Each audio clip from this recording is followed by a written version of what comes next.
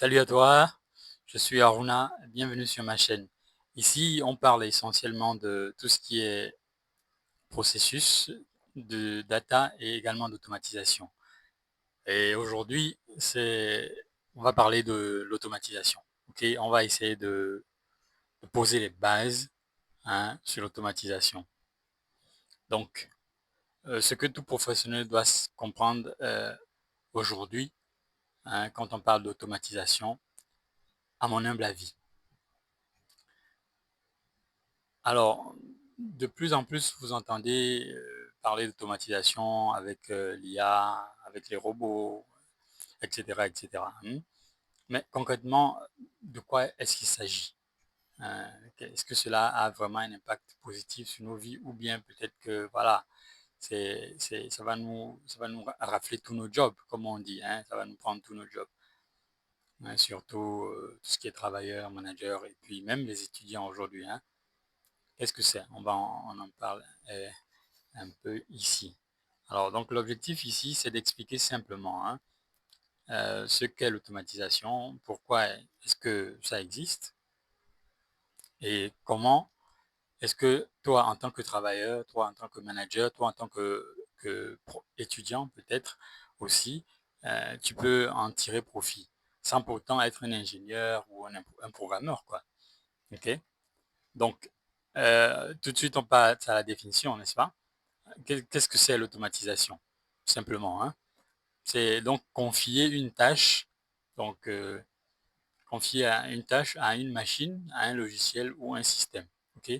Mais il faut que la tâche ait une caractéristique, qu'elle soit une tâche répétitive. OK? Si elle n'est pas répétitive, il n'y a vraiment pas de valeur à ajouter, à créer toute une automatisation auto. OK? Hein, qu'elle soit une tâche répétitive que l'humain faisait avant manuellement. OK? Donc, il y a eu de couleurs là pour mettre un accent sur ces éléments-là. Est-ce que c'est nouveau? Ben absolument pas. C'est pas nouveau, hein. C'est pas nouveau. D'ailleurs, moi j'ai découvert récemment que voilà, euh, dans le lean management, un certain monsieur Takishi Toyoda, ok, qui est dont le nom est donné à la marque de voiture aujourd'hui Toyota, il a créé l'une des toutes premières automatisations, ok, qu'il a, qu'ils ont nommé Jidoka au Japon. Jidoka qui veut dire l'automatisation avec un être humain au milieu. Ça veut dire qu'on automatise, mais l'être humain sera là pour voir si l'automatisation a un souci, il pourra intervenir. Et donc, lui, il est l'une des personnes qui a automatisé les machines à faire du tissage, hein, les machines de tisserand là. Attends. Donc, chaque étape visait à gagner du temps et de la précision. Pas supprimer l'humain en réalité. Donc, depuis la machine à tisser, la chaîne de montage jusqu'à ce qu'il appelle le jidoka.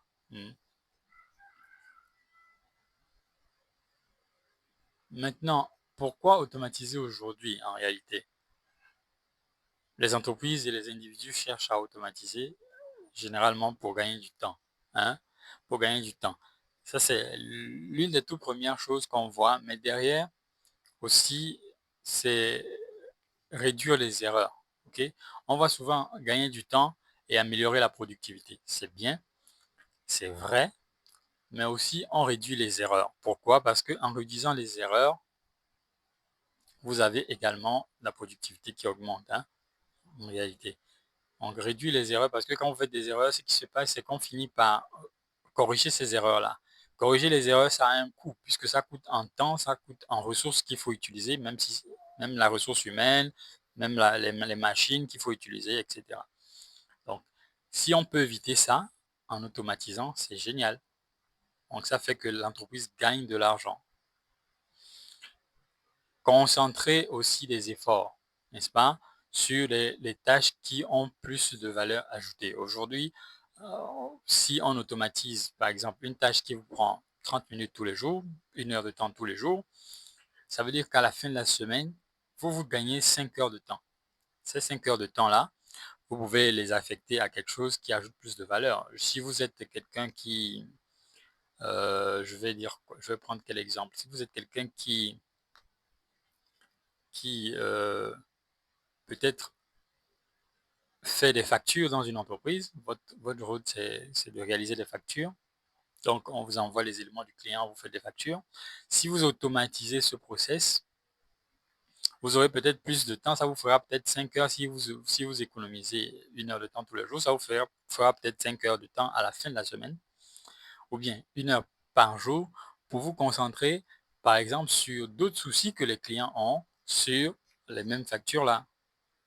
Vous voyez, c'est un exemple. C'est un exemple. On peut prendre les exemples dans plusieurs domaines, mais on en reviendra lorsqu'on va commencer à nous-mêmes automatiser les choses. Un exemple, c'est l'exemple des emails. OK? Mhm. Ici, on dit qu'un RH peut automatiser l'envoi d'emails de relance. OK? Au lieu de chaque fois relancer, par exemple, OK, euh, généralement, les RH se retrouvent à jouer à la police lorsque voilà, il faut fournir certains documents. Euh, Par exemple, quelqu'un dit que bon voilà, il a déclaré qu'il a un enfant, qu'il vient d'avoir un enfant, mais il faut peut-être qu'il légalise le document qu'il apporte. Mais ce n'est pas fait. OK? On a noté ça, mais il faut qu'il légalise. À chaque fois, on oublie. Donc le RH va relancer. Au lieu de faire cette relance-là tous les jours, il peut mettre en place une automatisation pour dire que chaque semaine, si tel document je ne l'ai pas reçu, ben, il faut envoyer le mail à tel individu. Un analyste également. Bon, là-dessus, ceux qui sont spécialistes du domaine savent que aujourd'hui on ne peut pas, on peut le faire, mais ça devient plus fatigant de faire tout le process d'analyse de données sans automatiser. Donc,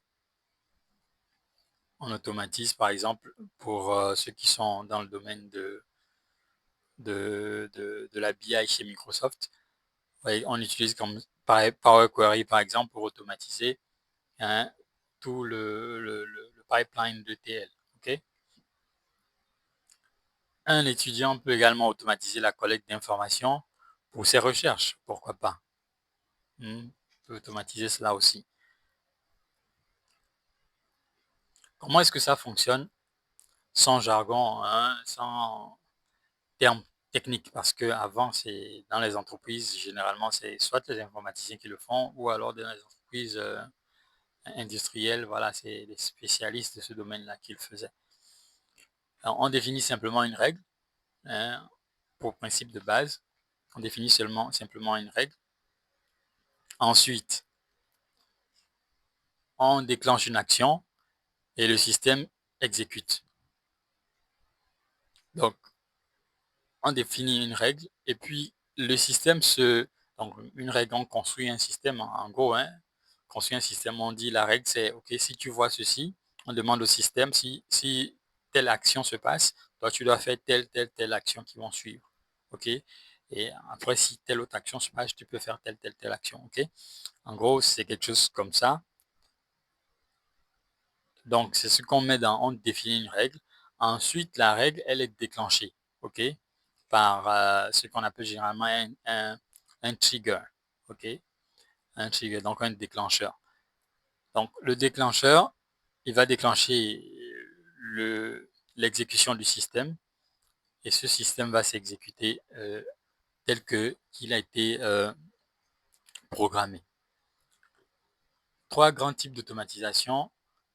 On a l'automatisation mécanique, l'automatisation logicielle et l'automatisation intelligente. L'automatisation mécanique, on va rarement l'utiliser hein, chez nous. Chez nous, parce que généralement, c'est dans les industries, ok, qu'on retrouve ça. Dans les industries qu'on retrouve ça. Par contre, quand vous êtes au bureau, les macros, déjà, on utilise ça beaucoup. Ceux qui connaissent Excel, ils savent de quoi je parle. enfin, Excel jusqu'à un certain niveau, quoi.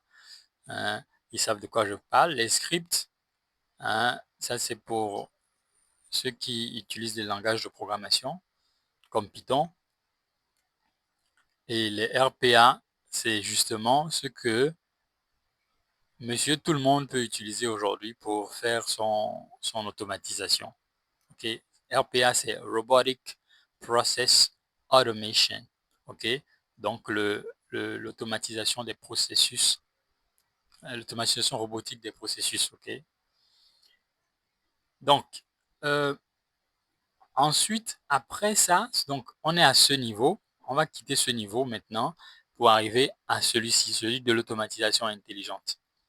Aujourd'hui, on parle d'IA, on parle de machine learning, on parle de décision automatisée. D'accord? Ça, aujourd'hui, on est en plein dans ça, même si dans certains pays encore, on n'est pas, on n'y est pas forcément. OK? Je préfère mettre ça comme ça. Quelques outils accessibles à tous. OK? Pour faire de l'automatisation. Lorsque vous êtes un professionnel ou bien un manager, il y a des outils quand même assez simples que vous pouvez dont vous pouvez vous servir pour réaliser certaines automatisations. Et sur cette chaîne, on va revenir sur pas mal de ces outils-là. Quelques-uns, pas mal. C'est comme si on va en voir beaucoup, mais on va revenir sur quelques-uns, hein, parce qu'on ne peut pas toujours tout connaître, tout utiliser. OK? Donc, Power Automate, c'est l'outil d'automatisation, donc du RPA de Microsoft. On a Zapier, OK? Zapier, bon, dans le jargon technique, les gens ils disent que ça, c'est pas du RPA, d'accord? C'est pas du RPA parce que il y a certaines fonctionnalités. Par exemple, au niveau de Power Automate, pour lui apprendre à faire exactement ce que tu voudrais qu'il fasse, le logiciel.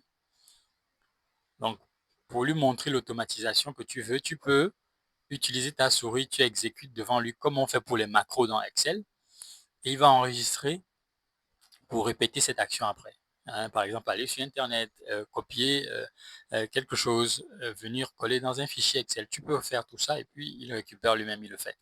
Pour certains logiciels comme Zapier, ils ne le font pas. Donc, on les appelle, eux, des logiciels d'automatisation, mais on ne les appelle pas forcément des RPA. Donc, on ne dit pas forcément qu'ils ont la partie robotique, d'accord, dedans, en tant que logiciel. Or que ici, lui, il a la partie robotique qui consiste à même aller jusqu'à copier ce que tu fais avec ta souris directement.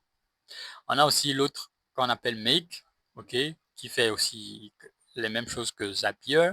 Donc, il va automatiser l'utilisation de certaines applications pour réaliser certaines tâches, hein, en ligne. Généralement, ceux-ci sont liés à Internet. Ok.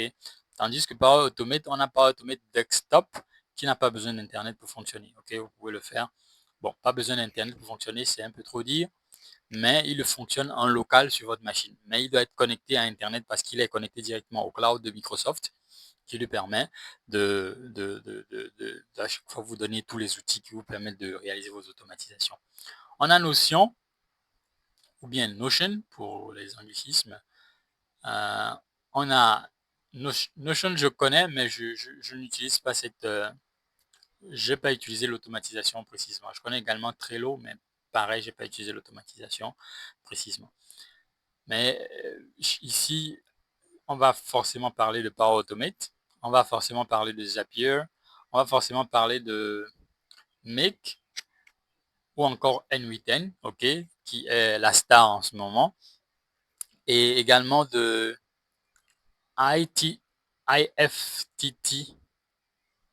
IFTT, ok, if this and that. Je pense que if this, then voilà, that. Donc IFTTT. Voilà, donc ça c'est l'une des automatisations que personnellement j'ai utilisées il y a de cela 7-8 ans. Ok, mais à l'époque c'était pas forcément connu quoi. Bon, aujourd'hui il y a les nouveaux là qui sont venus rafler le marché. Si vous êtes analyste de data, ok, Si vous êtes analyste data comme moi, vous avez des automatisations que vous pouvez utiliser au niveau de Python. Pour ceux qui savent coder en Python, vous avez Power Query, qui est un outil d'ETL, d'automatisation ETL.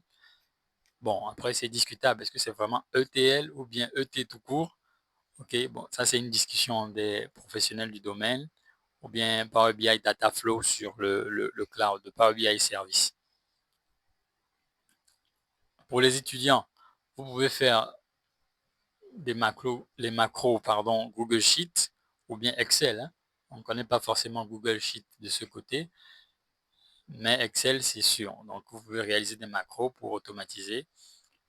ChatGPT, ok, mais bon, c'est un peu, ça rentre déjà dans l'IA, donc ça passe à l'automatisation intelligente. On a Notion plus les intégrations. Ok, un exemple, c'est ce que vous voyez ici, là. Donc, alors, qu'est-ce qu'on peut dire en conclusion? Bien sûr, je vais montrer tout à l'heure des automatisations, hein, pour le côté concret de la chose. Mais en résumé, ce qu'on peut retenir, c'est que voilà, l'automatisation n'est pas réservée aux ingénieurs, n'est plus réservée aux ingénieurs. Ok, je préfère n'est plus réservée aux ingénieurs et aux grandes entreprises. Ok, plus besoin forcément d'un développeur pour faire de l'automatisation. Ok, même si c'est vrai que c'est plus safe, comme on dit, hein, de faire appel à quelqu'un qui s'y connaît. Mais elle est devenue un atout pour tout professionnel qui veut mieux travailler et pas juste plus vite. Ok, ça peut aider à aller plus vite, mais le tout n'est pas d'aller plus vite parce que dans l'automatisation, on a la répétition du robot derrière. Le robot, s'il est bien, s'il a bien les bonnes instructions, il y a beaucoup moins de chances qu'il fasse des erreurs. Il n'en fait quasiment jamais. Ok. Donc, l'humain dans tout ça, il y a aussi une autre crainte qui est que voilà, on va être automatisé et puis voilà, on va perdre tous les boulots et puis voilà, les employeurs, quand ils vont voir que bon, la machine fait comme on le voit en ce moment sur Internet, 80% du boulot, donc voilà, on va se débarrasser de nous. Ok? Donc, on s'inquiète de perdre les emplois, ce qui est quand même normal à cause de l'automatisation. La crainte, elle est normale, mais en réalité, ce sont des tâches qui disparaissent, hein. C'est les répétitions qui vont disparaître, pas les compétences. L'humain se déplace simplement vers d'autres missions à plus forte valeur. Ok? Faut pas oublier que avant, dans les industries, on confiait certaines tâches aux hommes et aujourd'hui, les hommes, les machines ont repris ces tâches-là, puisque c'est des tâches répétitives. Comme par exemple monter le véhicule, monter certaines parties du véhicule. On a confié ça aux machines aujourd'hui et l'homme il reste derrière et il surveille. Ce qu'il faut, c'est juste se mettre à jour au niveau des compétences pour pouvoir suivre cette évolution-là. Ok? Il ne faut pas oublier toujours le concept de Jidoka dont je parlais. Comme philosophie, on automatise, oui, mais toujours avec une touche humaine. Ok? Toujours avec une touche humaine. Bien, maintenant je vais passer à certains exemples, ok, concrets que j'ai déjà à mon niveau. Donc, rapidement, on a ici Zapier, ok. J'ai mis en place une automatisation Zapier qui permet de m'envoyer en inbox au niveau de WhatsApp tout ce que j'ai comme tout ce que j'enregistre comme vidéo. Parce que des fois, tu vois des vidéos qui sont longues parce que tu veux plus de détails sur certaines choses sur YouTube, mais tu n'as pas le temps tout de suite de voir cette vidéo-là. Okay? Tu peux l'enregistrer, d'accord? Tu peux l'enregistrer sur YouTube, mais ce qui se passe chez moi, c'est que quand j'enregistre, même quand j'enregistre, je finis par oublier en fait. de revenir. Donc, ce que j'ai mis en place, c'est une automatisation qui permet sur Zapier, qui permet de m'envoyer moi-même dans les 15 minutes, 10-15 minutes, les informations sur ce que j'ai enregistré comme vidéo sur YouTube. Et donc, quand je reçois les informations, peut-être en soirée ou bien le week-end, à l'intérieur de WhatsApp, lorsque je suis en train de scroller, je peux voir les informations que j'ai enregistrées et retourner pour voir ces vidéos-là beaucoup plus en détail. OK? Donc, c'est le cas ici. C'est le cas ici. On peut faire même un exemple là tout de suite pour voir. Alors, je vais d'abord montrer cette automatisation.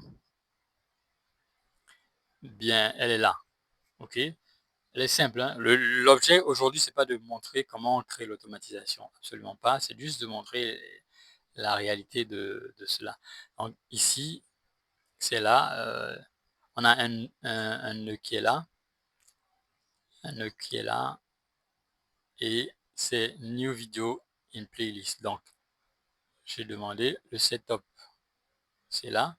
Donc, lorsque l'application YouTube, le trigger, c'est une nouvelle vidéo dans la playlist. Donc, New Video in Playlist. Donc, lorsque j'ai la nouvelle vidéo dans la playlist, sur mon compte YouTube, j'ai configuré qu'il y a un Zapier automatique qui se passe. Ici, je l'ai testé. Et donc, l'automatisation au deuxième niveau, c'est quoi? C'est qu'il enregistre ça.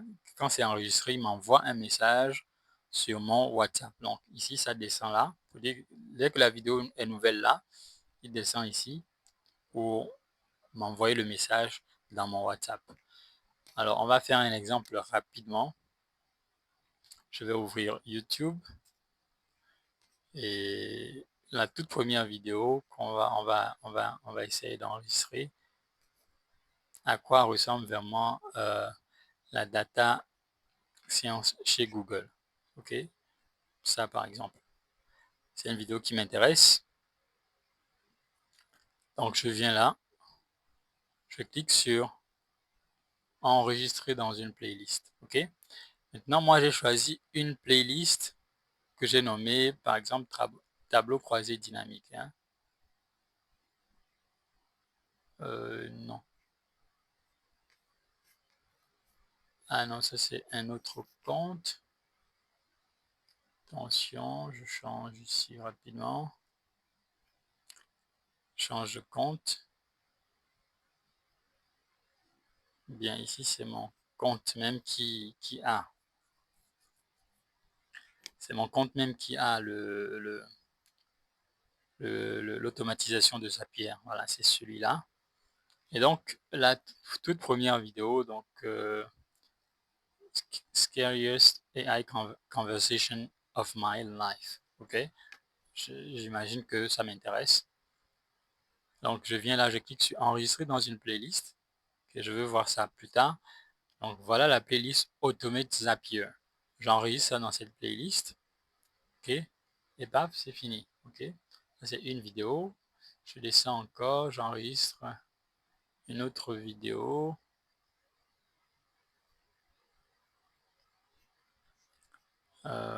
Laquelle je prends une vidéo encore au hasard. Et j'ai une vidéo un peu longue. Voilà celle-là. Par exemple, que j'avais vu tout à l'heure. Enregistrée. Celle-là aussi, je l'enregistre. Troisième vidéo. Une quatrième vidéo. Une vidéo plus longue. L'inconnu que Google n'a jamais pu égaler. Ok. Intéressant. Donc, j'enregistre ça également.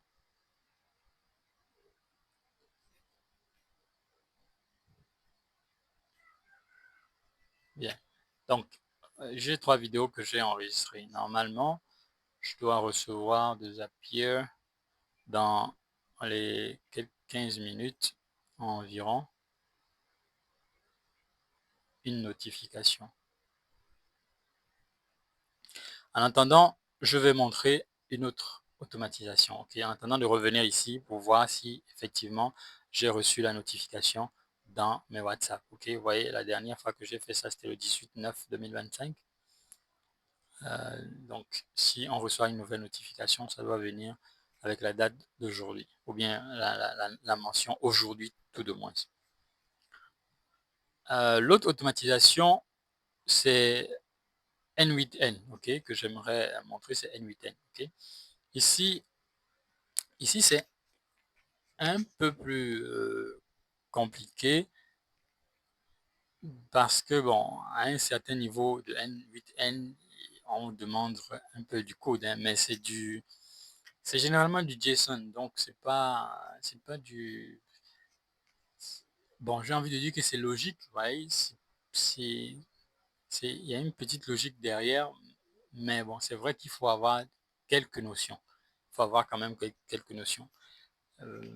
Donc, l'automatisation ici, elle, on va pas forcément aller en détail ici parce que c'est pas l'objet. Mais ici, l'automatisation, c'est que quand tu as ce qu'on appelle le trigger, donc euh, ce qui lance l'automatisation, hein, j'ai oublié un peu l'expression en français. Le trigger, c'est une sorte de démarreur, donc une sorte d'action qui se passe pour que l'automatisation soit déclenchée. Lorsque c'est Donc ici, dans ce cas, on a mis juste un clic. Donc lorsqu'on fait le clic, l'automatisation roule vers ici. Bon, ici, il y a des choses que j'ai pas mis. Il faut remettre not executed successfully parce que ici, je n'ai pas mis l'API. Il faut connecter aussi un API là avec un compte pour récupérer des informations. Ok. Donc ici, on paramètre ici tout simplement, tout comme on peut paramétrer le téléphone, quoi. Tu vois. Donc, c'est pas extraordinaire. C'est vrai qu'il faut connaître certaines petites choses, mais voilà, si tu réussis à paramétrer le téléphone, à paramétrer ton téléphone pour que, voilà, il t'envoie des notifications, par exemple, puis qu'il t'envoie des notifications de certaines personnes, de certaines applications, et qu'il bloque les notifications d'autres applications, en principe, tu peux en sacrifier un peu plus de temps, apprendre à utiliser cette, cette interface-là. Okay, mais on aura du temps. Ici, il y a le if, d'accord? Le if qui est le si dans Excel. Ok, je reviens toujours à Excel parce que voilà, c'est la base pour nous tous. Donc ici, ça rappelle la formule si de Excel. Ok, même si certains développeurs n'aiment pas quand on dit ça, mais c'est la condition tout simplement. Si telle chose se passe, il faut faire telle autre chose. D'accord? Si telle chose se passe, il faut faire telle autre chose. Ici, il y a aussi une autre condition qui est switch, qui permet d'avoir beaucoup plus de... Ici, on en a que deux. D'accord? Si l'action 1 s'est passée, il faut faire, voici ce qu'il faut faire. Si l'action 2 s'est passée, voici ce qu'il faut faire. Et des fois, on en a plus de deux. On en a 3, 4, 5. Et on peut utiliser switch à la place de if ici. Donc ici, on a true ici et false. Lorsque c'est vrai, voici ce qui se passe. Lorsque c'est faux, voici ce qui se passe. Donc l'action 1, c'est lorsque c'est vrai. L'action 2, c'est lorsque c'est faux. Donc ça vient ici et ça amène ça dans Discord. Donc ici maintenant, cet outil va ensuite éditer. Donc il va réaliser des changements sur le résultat qui va être là, qui va venir. Donc derrière, ici, on n'a rien parce que justement, comme je disais, ici, je n'ai pas activé. Donc, peut-être la prochaine vidéo, si tu es intéressé, tu peux mettre ça en commentaire. Je vais refaire tout cet élément-là pour montrer un peu son fonctionnement, en fait, dans N8N. Dans N8N.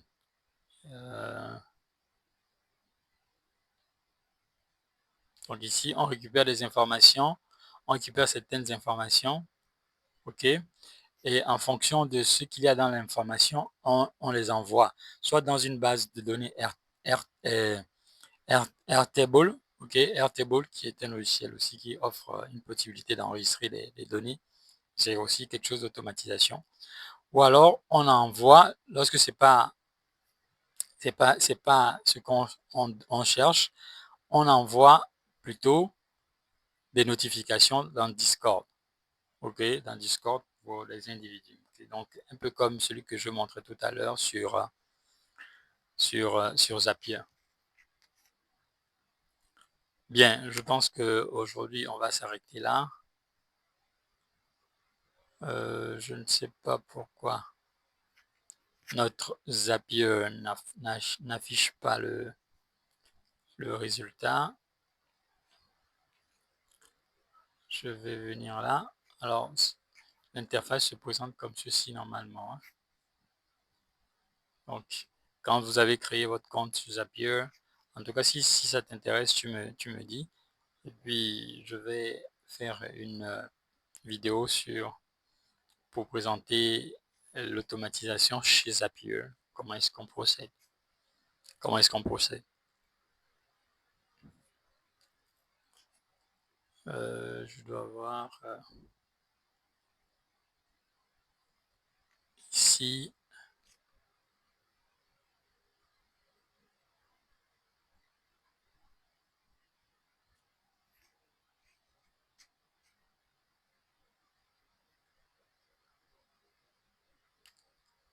Alors, je vais peut-être fermer ça, parce que peut-être que c'est la raison pour laquelle ça ne passe pas. Peut-être fermer ça. Et reprendre mes enregistrements. Ok, il est déjà là. Je vais peut-être ajouter celle-ci.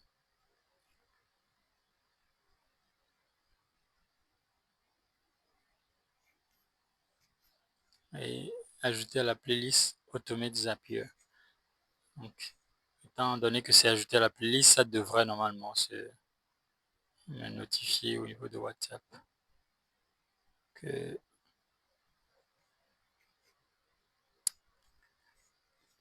alors toujours pas de notification.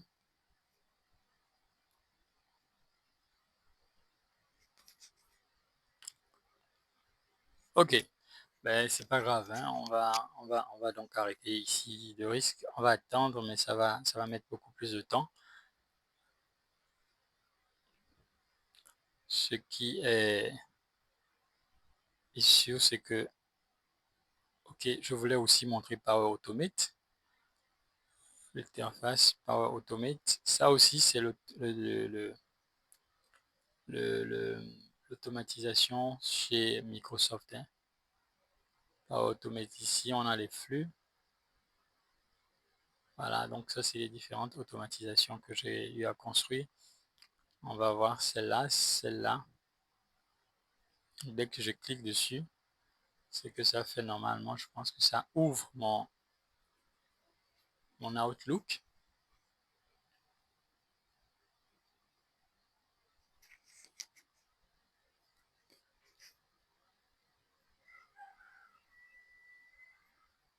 Demande d'installer. Bon, on va refaire ça plus tard.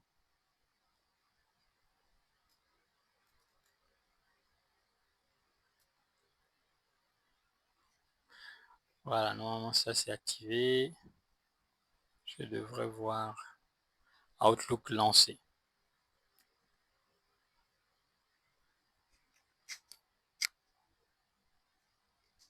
Alors ça c'est les automatisations que j'ai créées il y a un bon bout de temps. Donc il se peut que c'est toujours en cours. Voilà. Vous voyez? Donc il m'a lancé mon Outlook. Vous voyez, je suis là, je n'ai pas moi-même lancé Outlook, mais c'est une automatisation simple, hein. J'ai juste demandé, tu me lances l'application Outlook. Dès que je clique sur un bouton, il cherche l'application Outlook, il clique dessus et puis il ouvre. Ok, et il se connecte tout simplement. Ok.